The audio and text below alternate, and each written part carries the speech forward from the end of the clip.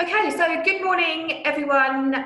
Everyone that's following my little mini interview series with clients, good morning to you. Happy Monday and welcome to week 5 of lockdown. So I'm really excited this morning to be joined by Chris Lynch from APC Solutions, who's going to be chatting to us about, first of all, his business, local business owner based in Fearing, how COVID-19 has affected his business. Obviously, Chris is coming to us from his home, so there's been an impact there. But I'm really interested to know this morning, as we go into week 5, about mindset today, Chris, as well, because last week I sort of commented on anyone that follows me how people in business were feeling a bit flat. So I'm really interested to know, as we go into week 5, how you feel about that. But first of all, Chris, introduce yourself and tell us a bit about you and APC, please. So I'm Chris from APC. We're a alternative telecommunications provider based in, as you say, Fearing, Essex. We do work nationwide, all over the country and sometimes internationally. We have been pretty massively affected by this crisis, just like everyone else has. But we're in a situation, thankfully, where customers need our services and solutions. So we're in need. We just need to work out how we fulfill that need. Sure. And I think initially when this first happened, there was actually a great business opportunity for you because you do service B2B, but also some B2C clients as well. So talk to us about how you managed to help us remote workers with that. Yeah, absolutely. So we were developing a product that combined multiple sources of internet connection to provide one really reliable connection. So we would take 4G, normal broadband using BT cables or satellite or any other type of connection, and then it's bonded into one single connection, which is ultra fast and really ultra reliable. So for us, we did see an opportunity in helping people that were being forced to work at home get that reliable connection maybe they put up with because it was only their children on Xbox that were using the internet, but now it got a bit more real and a bit more serious for them because they had to then conduct their work and do their job from home. Sure, and I'm expecting, obviously, this week, well, for my area anyway, in Colchester, we are back at school, homeschooling. So I certainly noticed the difference when the children were off school for the last 2 days. It was a lot less glitchy on my internet than what I'm expecting it to be maybe today and for the next couple of weeks. Has that had an impact on your home users? Yeah, definitely. So we've seen it with our own wireless, fixed wireless network that we've got in Essex. We've seen different patterns of user behaviour, and that's been a challenge for us on our network as well. You know, different usage at different times of the day in different parts of our network that we didn't normally see heavy usage from, and we've had to build our network out, you know, during these times to try and improve it to help people really, and give people that reliable connectivity they need. Yeah. So what can people do if they are struggling? And we are in week 5, and potentially we're going to be into week 8, possibly 12. If people are struggling, what can they do to boost their Wi-Fi? Well, there's a couple of things really. I mean, if they've got a really poor, you know, BT type service, it may be that we could reach them with our fixed wireless service, which involves putting basically something that looks like a satellite dish on the side of the house and receiving a signal from one of our towers. That's just one way. As I said, there's another way where we can take your existing BT broadband connection or BT delivered broadband connection, I have to say, and combine it with a 4G connection or something along those lines to give you a single reliable connection. And that's, you know, business grade stuff. That's pretty robust, high end connectivity. So we could get the strength of a business Wi-Fi line into our homes pretty quickly. Could it be temporary, Chris, or would it have to be a long? Yep. No, absolutely. So we've kind of developed a product that can deliver connectivity temporarily. So, you know, a couple of months here, a couple of months there, and then it can come out and you're back to how you were before. Obviously, we'd like to think that everyone will love it so much they'll keep it, but you know, it is a business grade type service, so maybe that's not for everybody.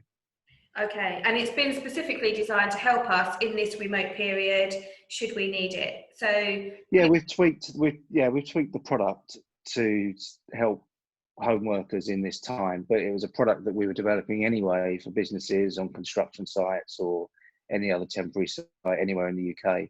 It was a product really ultimately designed for that use, and that's been in the making for the last 12 months or so. Okay, brilliant. So would it be okay if I put your company details of how people could reach you and buy that service off you if they need it this week, and if they're desperate to get better connectivity this week, they can? Please do, yeah. Our product brand is called Multi-Connect Plus, so if anyone is going to reach out to us, that's what you need to ask for. Multi-Connect Plus, brilliant. I'll put those details. That's the catchy title we gave it. Brilliant. I'll put those details on at the end, and then yeah, anyone that needs your help will be able to engage with you and do that. So back to your core business then. How has that been affected by COVID-19? Well, I think initially, as a business owner, I had the few-minute conversation with myself about whether we're a core business or not. Do we need to be operating, or do we just furlough everybody, pack up shop, and hope to sit out, you know, and ride the storm, so to speak? Yeah. But quickly we realised that we were needed. You know, our customers told us that, you know, more than anything, within a very short space of time. You know, they need connectivity, be it you know, someone at home remote working, or you know, larger business needing their dedicated connectivity that we provide them. You know, if you think about a larger business, they would have home workers needing to connect back to their business now. So it's maybe there's not many people on site, but there are people wanting to connect to your head office, where all of the you know, data and applications reside. So there are different reasons why people need connectivity. Yeah. And we've really found that there is a huge need there, just like you need electricity and water. You know, you need connectivity. Yeah. And I know also that you work with some really large multi-sited organisations who will be absolutely brimming at demand right now.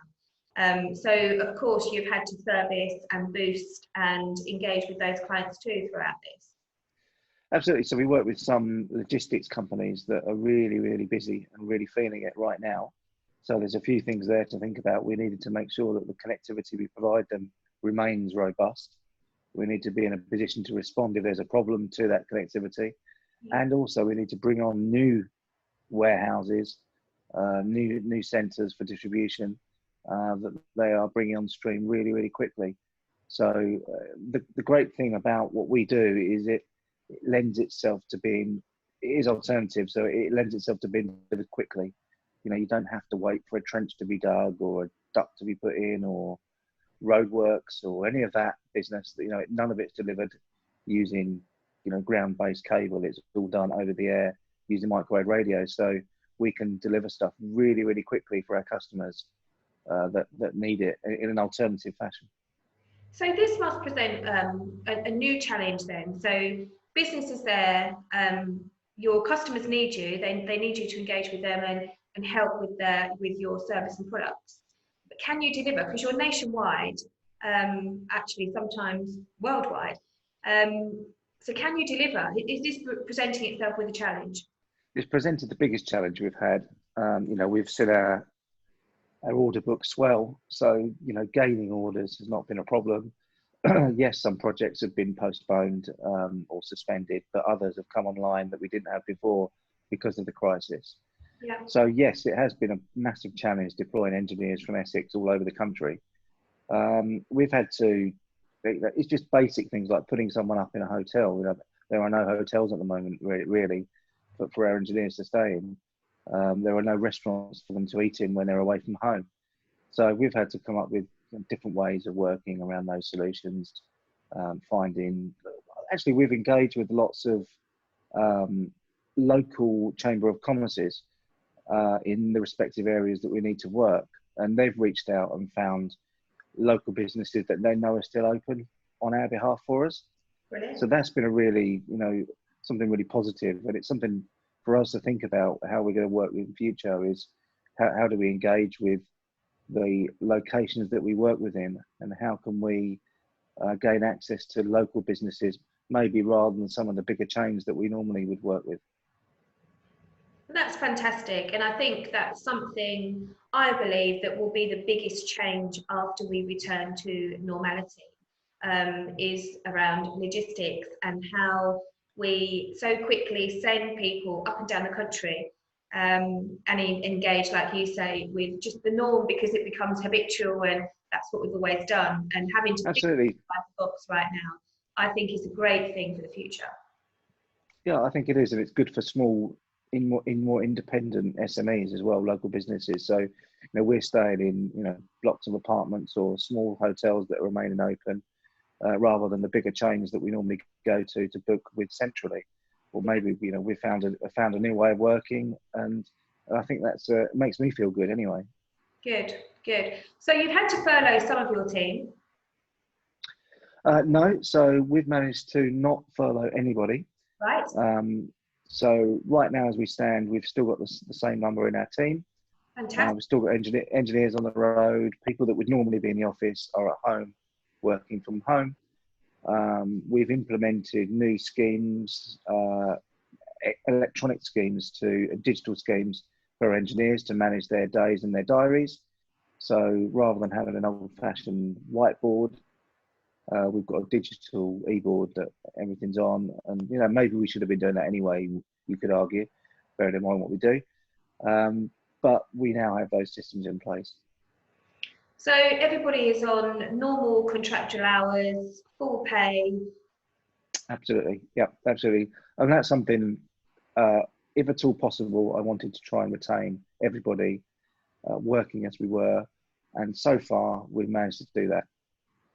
So this is a lovely success story. So the order book is booming. Every member of your team is being retained on full pay at full hours.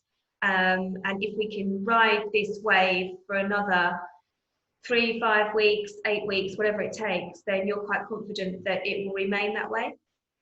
Yes, I am, yeah, absolutely. As long as we're able to, a business needs cash flow. And as long as we're able to do our work, and people are able to pay us, then we've got cash flow. Yeah. And if we've got cash flow, then we're able to ride it out, definitely. And just talking about payment, because that's another issue that people are talking about a lot in business right now amongst SMEs, is how people's habits are changing and how people's attitudes are towards paying bills. So where do you sit with that? So we've seen it.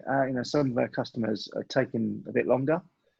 Some of us have even sent, or some of them have even sent letters to us, saying, generic letters, but saying that, in these difficult times, they're going to maybe take a bit longer, or they're suspending all supplier payments, or, but thankfully they're few and far between. But I think you have to run a tighter credit control process in these times. That was, we learned that in the last crisis, 2008 all the time. And I think it's going to be true this time as well. So let's talk about 2008 as a comparison then. Is it any comparison for you? No, not really. There were some differences, but my main difference was in 2008, we had a problem where our order book was dried up. People weren't expanding their businesses, which is what we were predominantly dealing with at the time. People were taking on new warehouses, and we were connecting those warehouses, together at the time. In a recession or close to depression at the time, they weren't doing that. Nobody was doing that. Whereas this time it's different. Our order book is good. It's strong. Some businesses are doing really, really well and are busy and are trying to increase capacity, and others obviously aren't. So I think there's a lot more help for businesses this time around. I think the government has done some fantastic things with, news about the furlough scheme going live today, with the portal being one of them. That's a thing that you wouldn't have ever dreamt of, 10, 12 years ago in the last crisis. Yeah, for sure, for sure. So do you think, though, that as a business owner, you learned and adapted what you learned from the recession in 2008 to now, so 12 years later? Definitely. Yeah. Definitely. There's lessons I learned, and I remember at the time making notes of some of the things I needed to learn from that time and that lesson. And yeah, I won't lie, I've referred back to those notes this time around. I think the top one of those, and the biggest thing I would say, is that retaining your cash, and cash is king, as a business is the top lesson that I learned back then. And I think other businesses have, hence credit control is harder, because everyone's trying to hold on to their cash. So yes, that is the biggest lesson I learned from them. Okay, so I wanted to talk to you about mindset. As I said right at the beginning, this is something that lots of people talk about, their feelings, and also their leadership styles and feelings towards managing remote teams. So how are you finding the morale amongst your team, and is it changing as the weeks go on? I think as the longer it goes on, yeah, there's no doubt it has a detrimental impact on everyone's morale. And I think as a business owner and business leader, it's your job to try and pick that up where you can. It's difficult when you're not face to face with people all the time, or members of your team. Yeah, that's something I've found difficult. I don't feel great about that. I'd rather be in the office with people, and when you put something to somebody over a Zoom call or on an email, you don't really know how well it's received. So that's a challenge. There's no doubt. So in answer to the question, how do I feel about that? I would rather we weren't in this position. I think it's a problem, actually. I think it's something the sooner we're out of, the better. And also the biggest connection is people's mental fitness and mental health and well-being. And it's really hard to manage that when you're not physically with them as well. How do you find that amongst your team? Yeah, so you don't really know, do you, how well somebody is doing if you're not seeing them, if you're not face to face.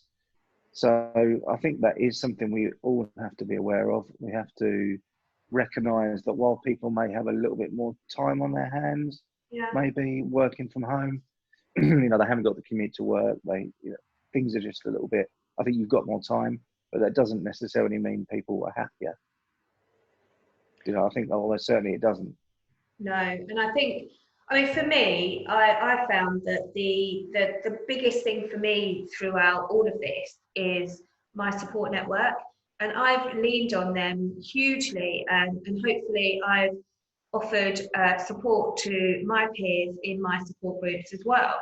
And I know that there's been some natural buddying that's been going on within that group. People sort of siphon off and have their own little buddying groups because of personalities or business trends or whatever. So that has been the biggest thing for me that's helped me through the last 5 weeks, my support network. How important is that to you, and how do you find that? What do you use as your support network?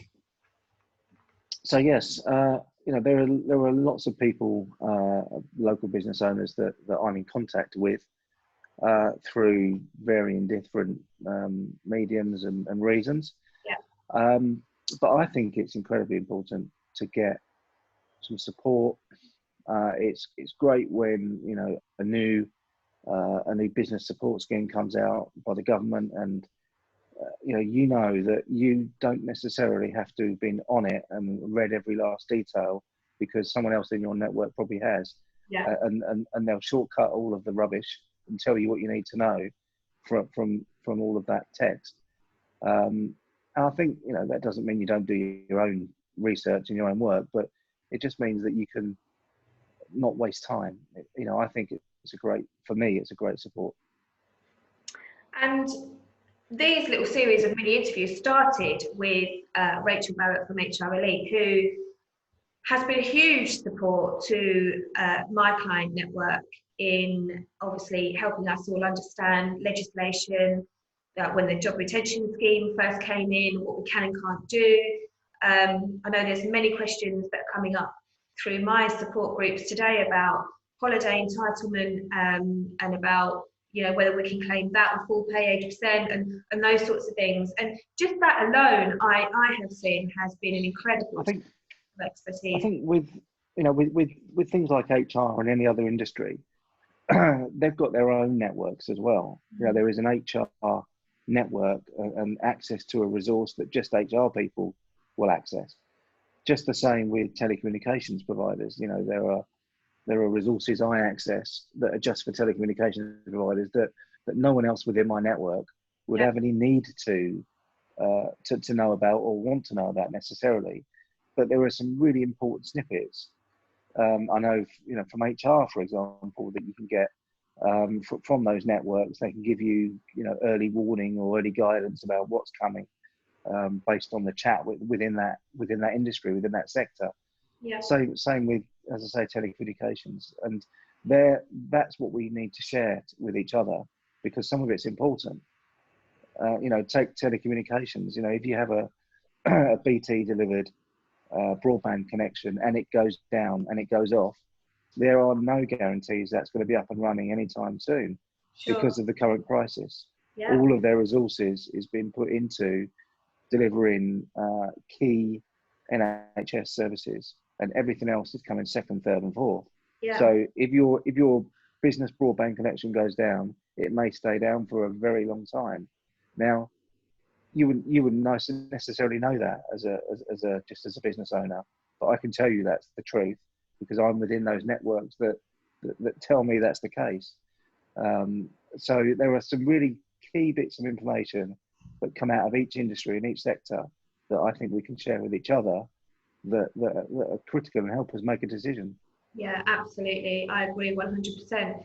And you belong to a mastermind group, the same as I do. How helpful has that been to you? How critical because I can't imagine, like I said, in the last 5 weeks, I've leaned heavily on mine. What's that been like for you, having that sort of...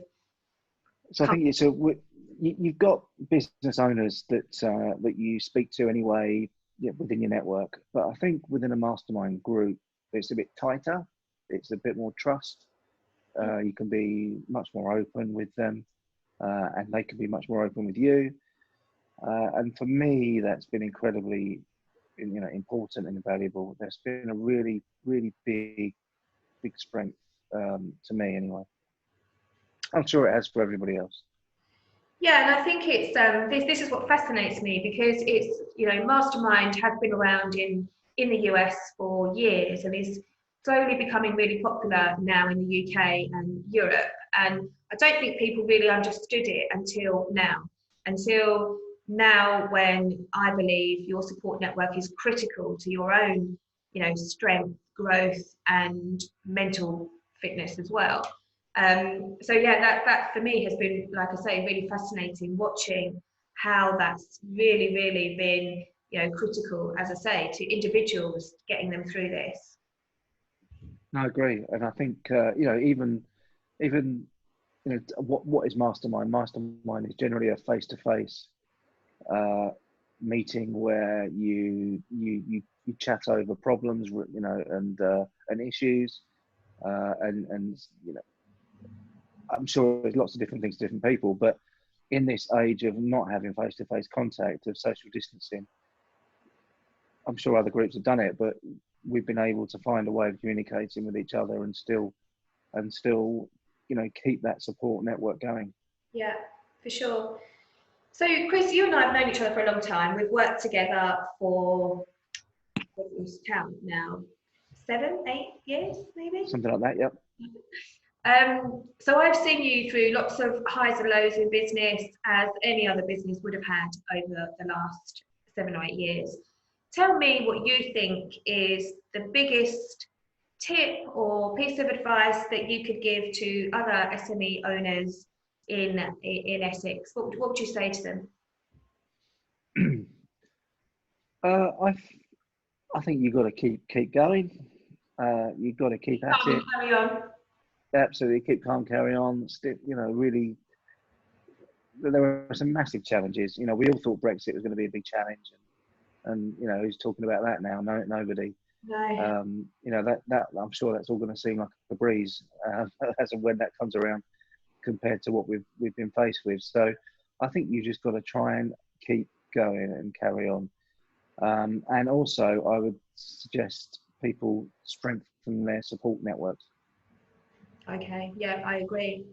And I want to finish on one final question. Tell me what you think about Captain Tom.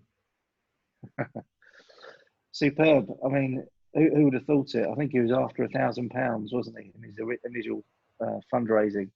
But just fantastic. You know, it's an inspiration to everybody. You know, a man of that age to want to do something for the NHS. You know, the NHS wasn't even born when he was born. It wasn't even in existence. But yeah, amazing.